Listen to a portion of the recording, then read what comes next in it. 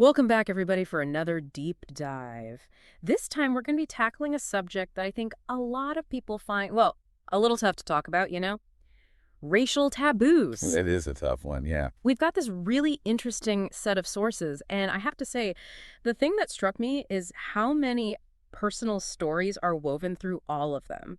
It really makes these, I guess, abstract ideas about race suddenly feel intensely real. Oh, absolutely. And what's fascinating to me is that we're not just approaching this from a historical perspective. Right, which is what I kind of expected. Yeah, totally.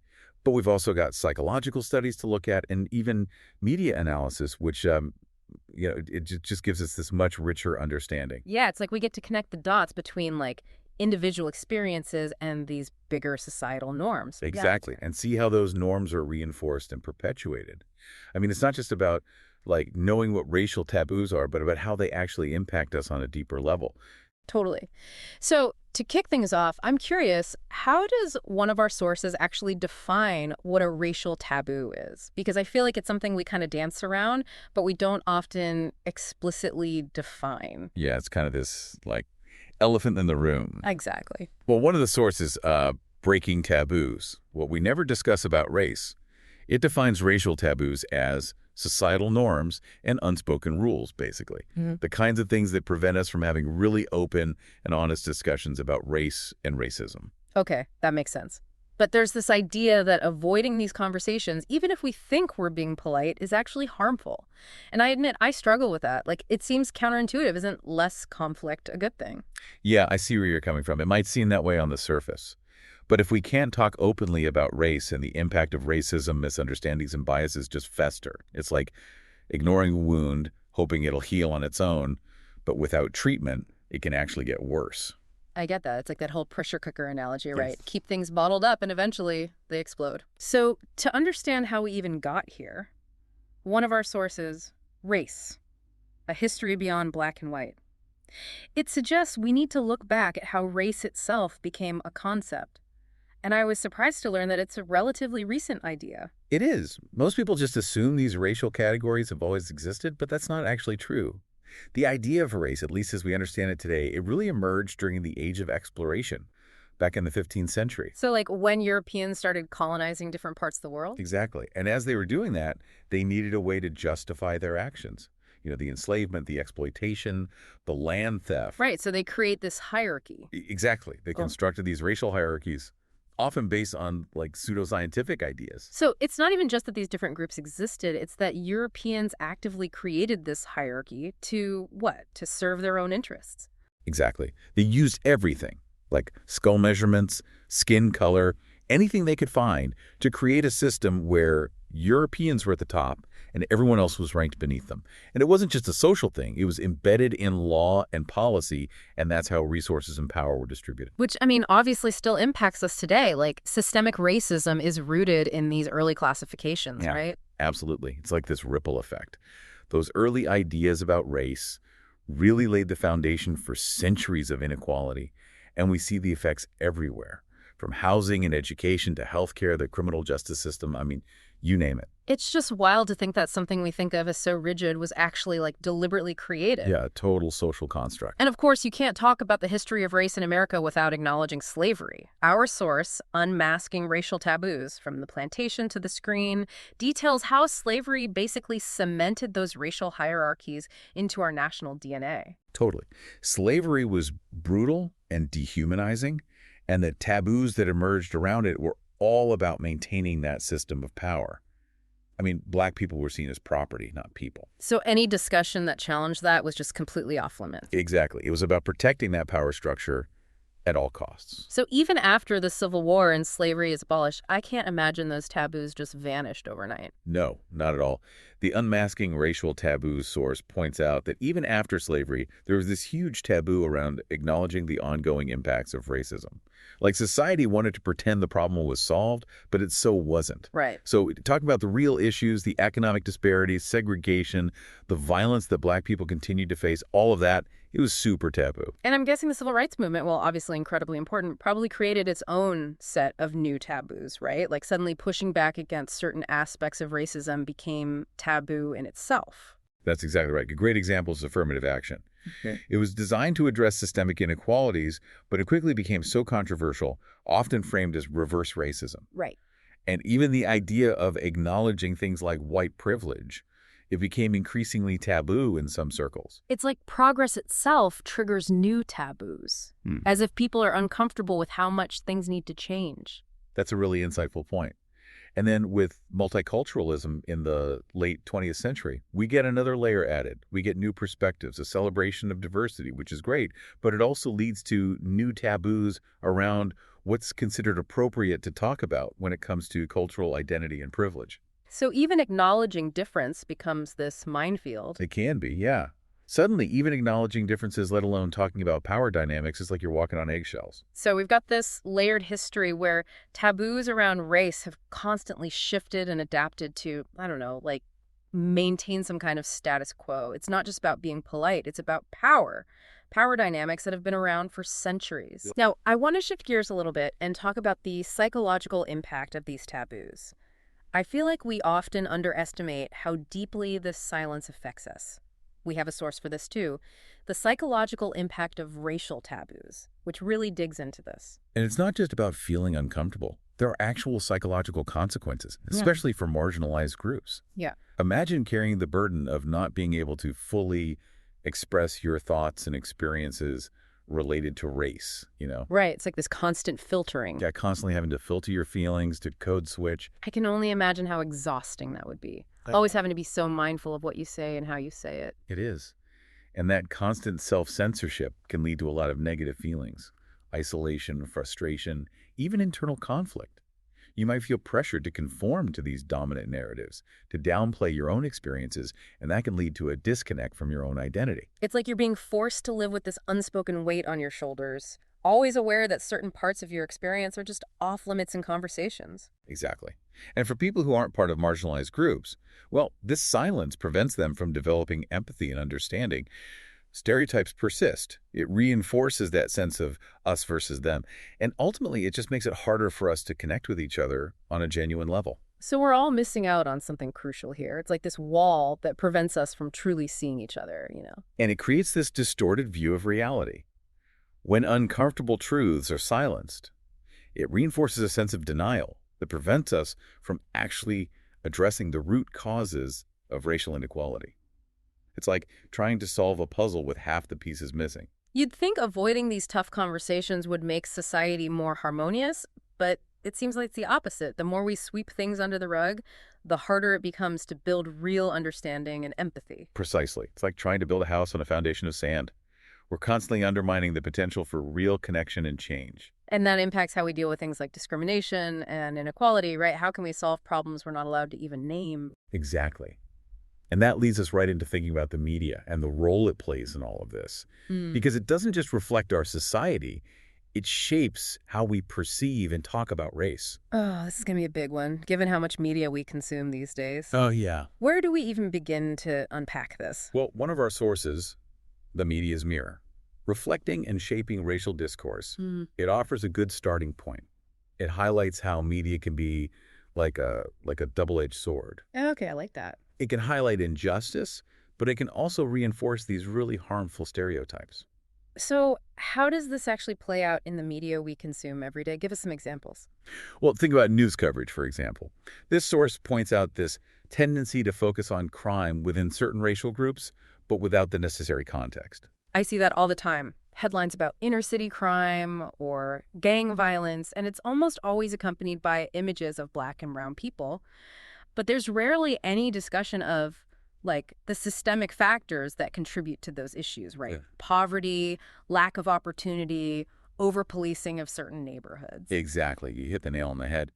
That kind of reporting, even if it's unintentional, it fuels these negative biases and stereotypes. It reinforces this idea that certain races are just, like, inherently more prone to criminality, which is just not true. It ignores all the history, all the social context. It's like we're only seeing a tiny sliver of the picture. Exactly. And this bias isn't limited to news either. We see it in movies and TV shows, too. We've seen progress in terms of representation, which is great, but there are still these pitfalls. Like what? Give me an example. Well, one common thing is this tendency to only focus on the tragic parts of racial history, like slavery or the civil rights movement. While those stories are definitely important, Constantly focusing on the trauma can create this very limited, very stereotypical view of what it means to be Black. It's like saying the only story worth telling about Black people is one of suffering. It doesn't acknowledge all the other aspects of the Black experience. Precisely. And then you have the model minority myth, which is often Mhm. applied to Asian Americans. It might seem positive on the surface, right? The idea that Asian Americans are hardworking, high-achieving. But I've heard that can actually be incredibly damaging. Oh, it is. Firstly, it pits minority groups against each other, creates this false narrative of the good minority versus the bad minority, which just further divides communities of color. And it puts so much pressure on Asian Americans to live up to this unrealistic standard. Totally. It erases individual struggles, ignores the diversity within the community, and reinforces these harmful stereotypes about docility and conformity. So even when we're trying to be more inclusive, we can end up reinforcing these harmful narratives. Yeah, it's a minefield out there. It really is. And then there's social media, which has become this like force of nature when it comes to shaping conversations about race, for better or worse, I guess. Yeah, it's a very mixed bag. I'm curious to hear your thoughts on this. On one hand, it seems like social media can be incredibly powerful for giving marginalized communities a voice, right? Oh, absolutely. It can amplify those voices in ways that were just never possible before. Think about movements like hashtag Black Lives Matter. It gained so much momentum because of social media. It allowed for greater awareness of issues like police brutality and systemic racism. And it's given people a platform to share their personal experiences with racism, which can be incredibly powerful. It can really break down stereotypes and foster empathy. Totally. But at the same time, it's also this breeding ground for misinformation and hate speech. The algorithms often prioritize the most inflammatory or divisive content, which can lead to echo chambers where people are only exposed to information that confirms their existing biases. It's scary how easy it is to spread misinformation online, especially when it's disguised as facts. It really is. It's like this constant battle between progress and this like really harmful rhetoric. It requires a lot of critical thinking. We need to constantly fact check and verify information before we share it. So where do we go from here? How do we actually break down these taboos and start having these more open and honest conversations about race? Yeah, it's the million-dollar question. Right. We've identified the problem, the history, the impact, all of it, but how do we move towards solutions? One of our sources, Education's Role in Addressing Racial Taboos, points to education as a key starting point. And it argues that it's not just about history lessons, but about equipping students with the skills and knowledge they need to actually have these conversations. I love that. It's not just about knowing facts and dates, but actually like having the tools. Exactly. We need to create these learning environments where students feel safe and empowered to talk about race, where they can actually learn from each other's experiences and develop empathy. It sounds ideal, but so much harder to put into practice. Like, what would that classroom even look like? Well, imagine a classroom where these discussions are normalized, where students are encouraged to share their perspectives and experiences. And the curriculum doesn't shy away from contemporary issues like systemic racism, privilege, microaggressions, all of that. It's about giving them the tools to understand the complexities of race in the world today and to be part of creating a more just society. Exactly. And it's not just about the students, it's also about the teachers and educators. Yeah. They need the right skills and knowledge too. I'm thinking back to my own education, and honestly, I didn't learn much about race in school. We touched on the civil rights movement, but there wasn't any real discussion about the ongoing impacts of racism, or even how it might have shaped my own life. And that's something worth reflecting on. Our education shapes how we see the world. And if we're not addressing race in a meaningful way, we're doing a disservice to everyone. So education is key. But what about those of us who are out of school? How do we learn the skills to have these conversations in our everyday lives with friends, family, colleagues? That's where our next source, Navigating Conversations About Race, comes in. It gives us a roadmap, and it starts with a skill that's so basic, but often overlooked: active listening. Okay, I'm all ears. Tell me more. I'm guessing it's more than just nodding and saying, uh-huh. You're right, it's much deeper than that. Active listening means actually engaging with what the other person is saying, trying to understand their perspective and validating their feelings. So being present, not just waiting for your turn to talk. Right. It's about setting aside your own agenda Yeah. and genuinely trying to see the world through their eyes. Doesn't empathy play a big role in this too? Because even if I'm listening, if I can't relate to someone's experience, How can I truly understand Oh, empathy is crucial. It allows us to connect on a deeper level and understand how our different backgrounds and experiences shape how we see race. and acknowledge the emotional weight these conversations can have? Exactly. But is there a risk of getting so caught up in trying to be empathetic that we lose sight of our own perspectives? That's a good point. And that's where humility comes in. Humility means acknowledging that we don't have all the answers, that we all have biases, and that we can always learn from each other. So it's about finding that balance, listening with an open heart, but also recognizing our own limitations. We don't have to agree with everything to have a productive conversation. You got it. And sometimes just the act of listening, of acknowledging someone's pain, can be powerful in itself, even if you don't see eye to eye on everything. This is all so insightful, and I already feel like I have a better grasp on how to even approach these conversations. But you know what I'm really curious about? Those personal stories we mentioned earlier. We have a source, When Silence Speaks Volumes, personal narratives on racial taboos. And I think exploring those stories is going to bring this whole conversation to life. I agree. I think that's where it gets real. Because stats and abstract ideas can only take us so far. They can't capture the human element. Exactly. So let's dive into those stories because I think that's where we'll really start to see the human cost of these racial taboos. I'm ready when you are. So welcome back. Glad we're all still here, ready to keep exploring this, this pretty complex topic of racial taboos. Yeah, in part one, we really laid the groundwork. We talked about the historical context, psychology behind it all, and even how media kind of both reflects and shapes how we think about race. Mm. But honestly, for me, it was those personal stories we touched on at the end that really hit the hardest. Yeah, those stories are powerful. They're really the core of it all. They remind us that we're not just dealing with some abstract concept here. These are real people's lives. Exactly. And it makes me think about how those personal experiences, those unspoken burdens that people carry, how do those connect to the bigger societal taboos that we've been talking about? Well, there's this one story from our source, When Silence Speaks Volumes, that really stuck with me. A young black woman, she's talking about her experience at a predominantly white university, and she said whenever race came up in class, she felt this immense pressure to be like the voice of her entire race. Wow, I can't even imagine how isolating that must have felt. To be burdened with representing an entire group of people, especially when you're already in an environment where you're trying to find your own voice. Exactly. It just speaks to those unspoken expectations. Like if you're the only person of color in the room, you suddenly become responsible for educating everyone else. Which I bet often leads to people of color feeling like they have to, minimize their own experiences just to make other people comfortable. Absolutely. It's like this form of self-censorship that grows out of these really deeply ingrained taboos. The fear of being too angry or too sensitive, playing the race card.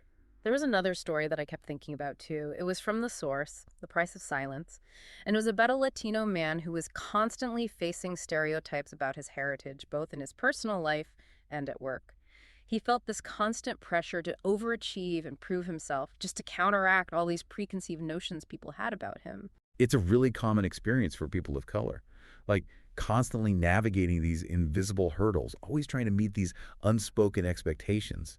It's exhausting. Yeah, it really speaks to how these racial taboos, how they actually perpetuate inequality, even in subtle ways. Absolutely. It's like you're always swimming upstream. Exactly. Constantly having to work harder just to be seen as equal.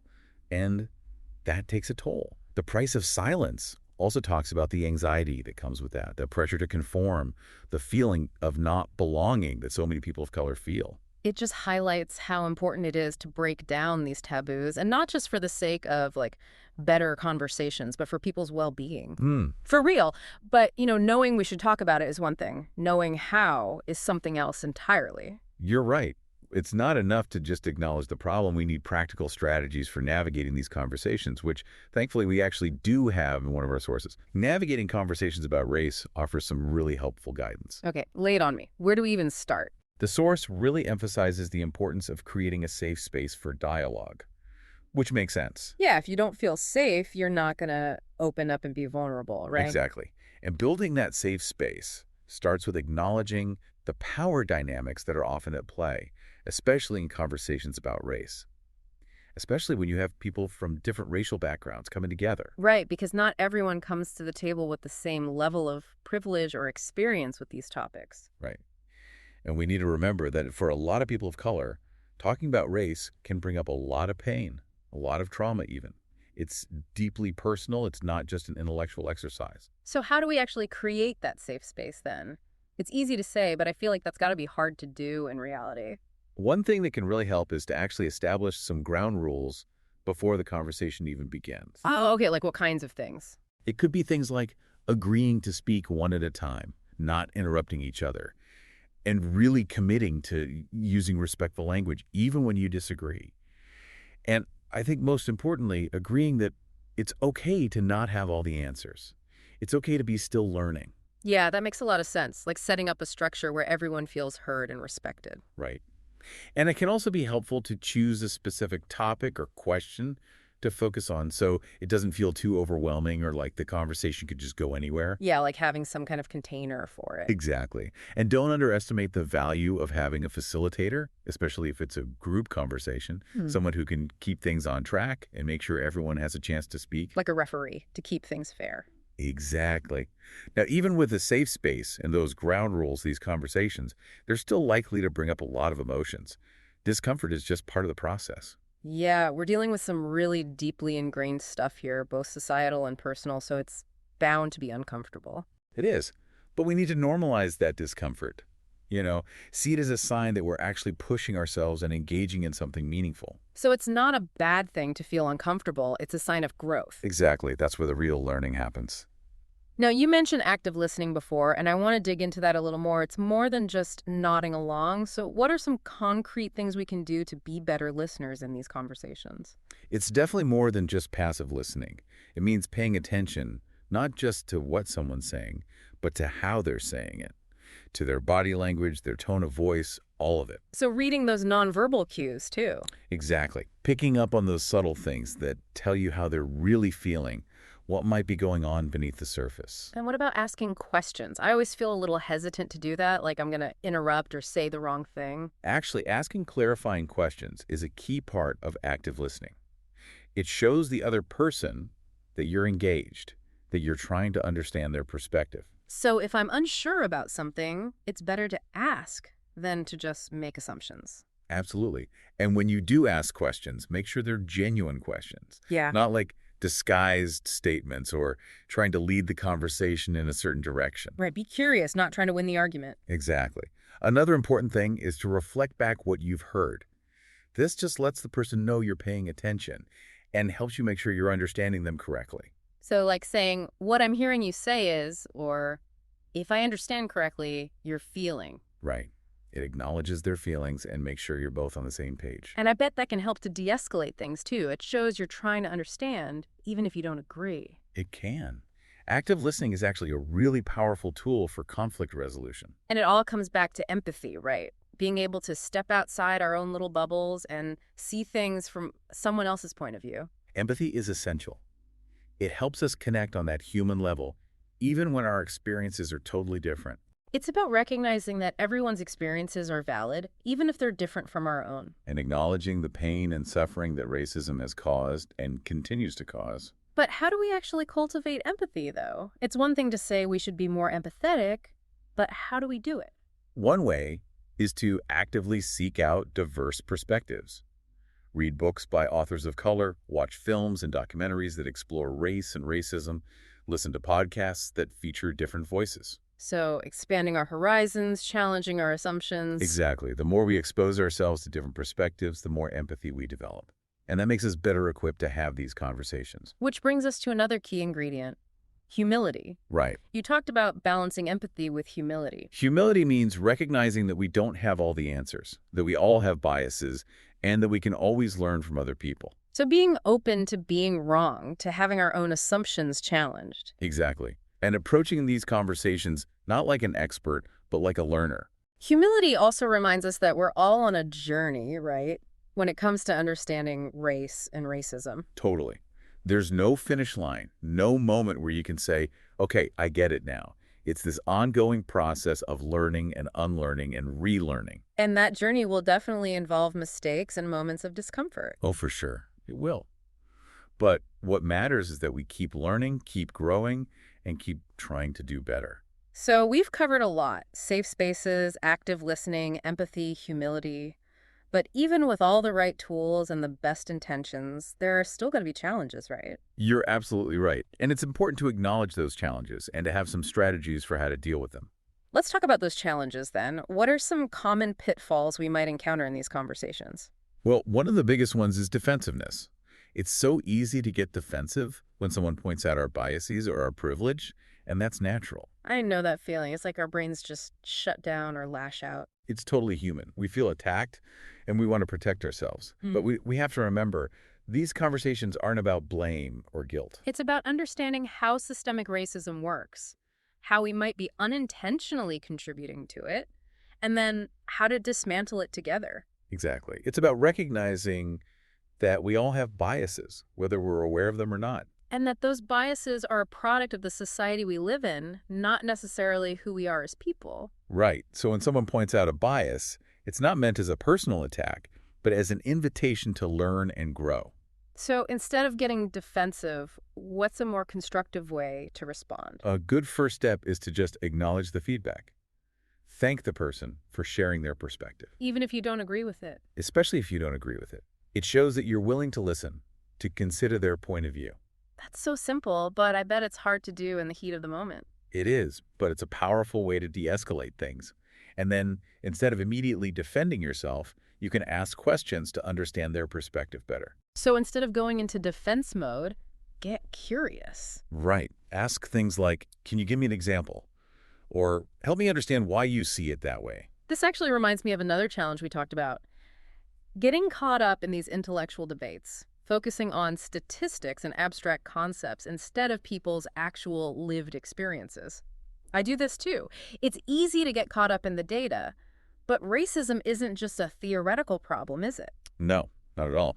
It's easy to get sucked into the intellectual side of things, especially if you like analyzing things, having debates.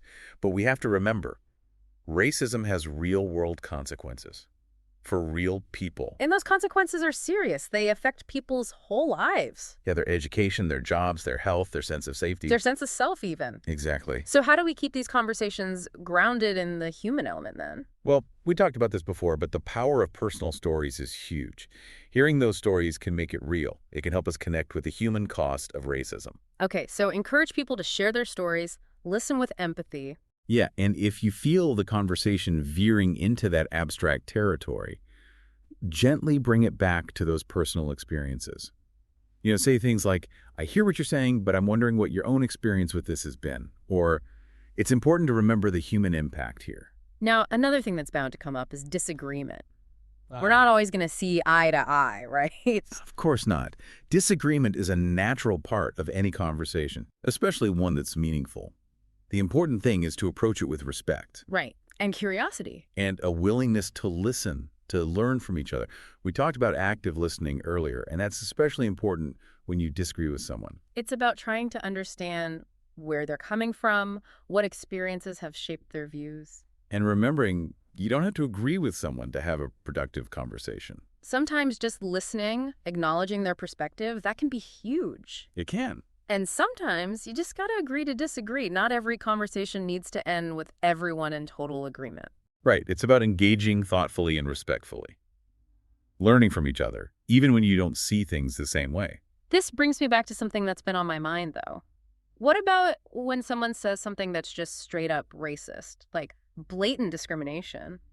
Active listening and empathy have their limits, right? We touched on this before, but I'm still struggling with how to respond in those moments. I hear you. It's a tough one.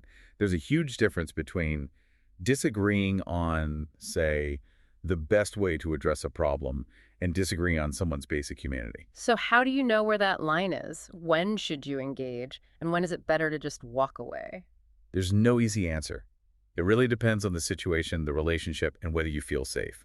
If you don't feel safe, it's always okay to walk away. That makes sense. You don't have to put yourself in a dangerous situation. But I think it's also important to remember that silence in the face of racism, that's not the answer either. Right. It's like being complicit. Exactly. We do have a responsibility to speak up, to challenge those views, to make it clear that those words and actions are harmful. But doing it effectively and safely, that can be a challenge, like confronting someone's deeply held beliefs. It can be, yeah. The first thing to do is assess the situation. Do you feel safe? Are others safe? if not remove yourself. And if you do decide to engage, Do it calmly and assertively. State your position clearly. so no shouting matches or personal attacks. Right. Use I statements like, I'm uncomfortable when you make those kinds of generalizations, or I disagree with that statement and here's why. And it's okay to set boundaries. You don't have to engage in every debate. You can step away if it's not productive. You can. And even if you do step away from that specific conversation, there are other ways to challenge racism. Like, what else can we do? You can speak up on social media, support organizations that are fighting for change, educate yourself, and talk to other people. You can amplify the voices of those who are most impacted. So even if you're not directly confronting someone, you can still be anti-racist in your daily life. Exactly. It's about being intentional, using your voice to push for change. You know, this whole deep dive has been a lot to process, but it's also been really helpful. I feel like I understand this issue so much better now, but I also feel this sense of responsibility, like talking about it isn't enough. You're right. Awareness is important, but action is key. So what can our listeners actually do to make a difference? Well, first and foremost, educate yourself. Read, watch documentaries, listen to podcasts, go to workshops, whatever works for you. There's so much information out there. And then challenge those taboos in your own life, with your family, your friends, your coworkers. Have those tough conversations, even when they're uncomfortable. Speak up when you see injustice, support organizations doing good work, use your voice, use your vote. It's about recognizing that we all have a role to play in creating a more just world. We do. And remember, it's a journey. It's okay to make mistakes, but we just have to keep learning and keep trying. I love that. This deep dive, it's given us a lot to think about. But just remember, you don't have to have all the answers. And it's okay to mess up sometimes. It's okay to not be perfect. Exactly. It's about showing up, being willing to listen and learn and grow. And remembering that we're all in this together. We can't dismantle racism on our own. We need each other. So as we wrap up this part of our deep dive, remember, create safe spaces for dialogue. Set ground rules, be mindful of those power dynamics, and create space for vulnerability and honesty. And practice active listening. Really pay attention, ask questions, reflect back what you've heard, and validate those feelings. Cultivate empathy and humility. Try to see things from other people's perspectives. Acknowledge your own biases and be open to learning. And focus on solutions, not just problems. There are people and organizations out there making a real difference, and you can be part of that too. And be patient with yourself and with others. This is a journey. It's not always easy, but it's definitely a journey worth taking. We'll be back for part 3, where we'll get even more specific about how to deal with those challenges and pitfalls that come up in these conversations. And we are back for the final part of our deep dive on racial taboos.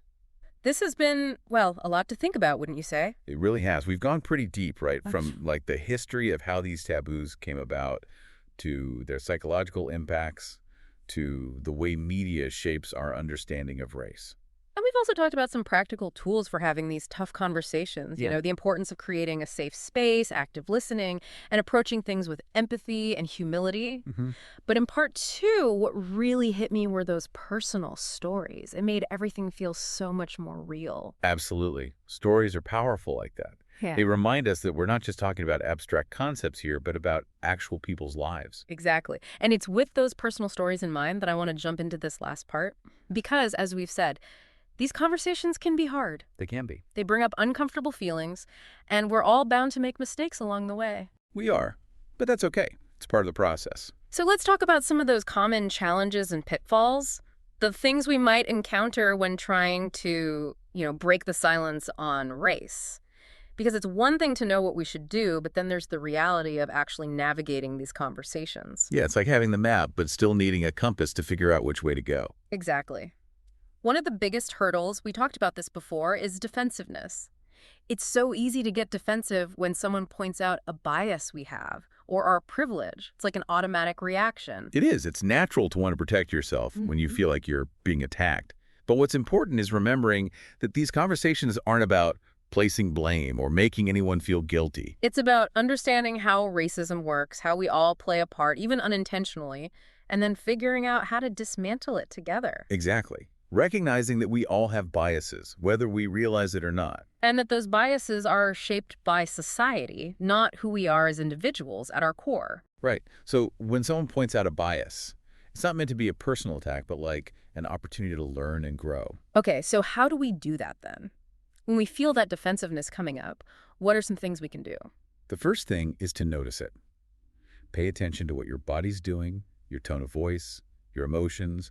Are you feeling tense? Are you about to interrupt? Right, those physical signs. Exactly. Once you notice it, try taking a few deep breaths, just to calm your nervous system down.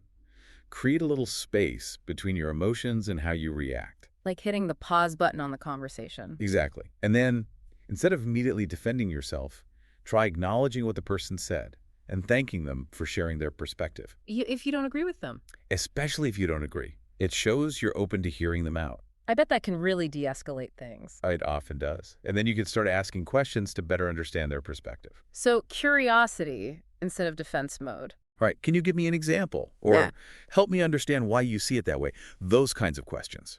This makes me think of another challenge we talked about, which is getting stuck in these intellectual debates, focusing on stats and theories instead of actual people's lives. I'm so guilty of this. It's easy to get caught up in the data, but racism isn't just an idea, is it? It's not. And it's easy to do that, especially if you enjoy analyzing and debating things. But we have to remember, racism has consequences. Real consequences for real people. And those consequences can be so harmful. They are. They impact everything. So how do we keep these conversations grounded in that reality then? We've said this before, but personal stories are so powerful. Listening to people's actual experiences. It makes it real. It does. So encourage people to share their stories, listen with empathy and respect, and let those stories guide the conversation. And if we find ourselves getting too intellectual or abstract, we can redirect things, bring it back to those personal experiences. Exactly. You can say, that's an interesting point, but I'm curious, what's been your personal experience with this? Or, I think it's important we remember the real impact this has on people. Okay, that's helpful. Now, another thing that's bound to come up is disagreement. We're not always going to agree on everything. Disagreement is normal. It's healthy even. The key is to approach it respectfully. With curiosity. Yeah. And being willing to listen to each other. Remember, active listening. That's huge when you disagree with someone. It's about trying to see their point of view, even if you don't share it. Right. And you don't have to agree to have a good conversation. Sometimes just listening, acknowledging the other person's perspective, that can be enough. Sometimes it's okay to just agree to disagree. You got it. It's about engaging in a way that's respectful and thoughtful and open to different points of view. Okay. This brings me to something that I'm still wrestling with, though. What about when someone says something that's just blatantly racist or discriminatory? There's got to be a limit to how much active listening and empathy you can do in those situations, right? Absolutely. Yeah. It's one thing to disagree about how to solve a problem. It's another to disagree about whether certain groups of people deserve basic respect and dignity. So where do you draw the line? When should you engage and when should you walk away? It's tough, and every situation's different. It depends on the context, your relationship with the person, your own safety, all of that. But silence is never okay. Right. Silence in the face of racism is being complicit. We have a responsibility to speak up, to challenge those harmful views. But how do you do that effectively and safely? Because confronting someone's deeply held beliefs, that can be really hard. It can be. The first thing is to assess the situation. Do you feel safe? Are others safe? If not, get out of there. Okay, safety first. Always. And if you do decide to engage, try to stay calm, be clear, and be assertive. So no yelling or name-calling? Right. Use I statements like, I'm uncomfortable with what you just said, or I disagree with that and here's why. And it's okay to set boundaries. You don't have to have every conversation. You can disengage if it's not helpful. Absolutely. And even if you do disengage from that specific conversation, there are other ways to fight racism. Okay, so what else can we do? You can speak up on social media, you can donate to organizations fighting racism, you can educate yourself and talk to others. You can use your voice to amplify the voices of those who are most affected. So we can be actively anti-racist even when we're not directly confronting someone. Exactly. It's about being intentional and using your voice to make a difference. You know, we've covered so much in this deep dive. I feel like I have a much deeper understanding now, but I also feel this responsibility, this urgency to do more. I feel it too. Awareness is great, but it has to lead to action. So for our listeners out there, what are some concrete things they can do? First, educate yourself. Read, watch films, listen to podcasts, go to workshops. There's so much out there. And then start challenging those taboos in your own life. with your family, friends, coworkers, in your community. Have those hard conversations. Speak up when you see injustice. Support organizations doing great work. Use your voice. Use your vote. We all have a role to play in creating a better world. We do. And it's a journey, not a destination. We're going to mess up. But the important thing is to keep learning and keep trying. This has been such an eye-opening conversation. Thank you so much for joining us on this deep dive. Thanks for having me. And remember, breaking the silence on race isn't easy, but it's so important. And we can all do it in our own ways, step by step. Keep learning, keep talking, keep pushing for change. Your voice matters. Thanks for listening, everyone.